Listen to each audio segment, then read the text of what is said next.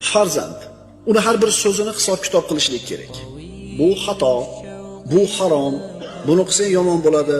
Endi bu narsa uchun uzoq vaqt sabr kerak bo'ladi. Besabr, betoqat bo'lgan, chidamas odam tarbiya qila olmaydi bolasini. Besabrlik bilan, beqoqatlik bilan qilingan tarbiyani samarasi bo'lmaydi. Chunki bunaqa odam nima qiladi? Bolasidan bir xato sodir bo'lsa, uradi. Allimu va la tu'annifu.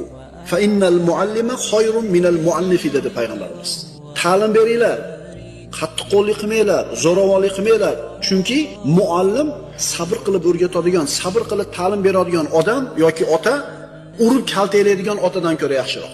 Boshqalar bilan qilayotgan muomalangizda sizga asl basharangiz ko'rinmaydi, birodar. Chunki oshnangizga haligi fe'lingizni qila olmaysiz. Biznes partneringizga injiqligingizni qila olmaysiz. Bor deydi, part arig'ini deydi. Ammo haqiqiy basharangiz qayerda ko'rinadi? Xotiningiz bilan, farzandlaringiz bilan qilayotgan o'rinda. Chunki qayerga boradi?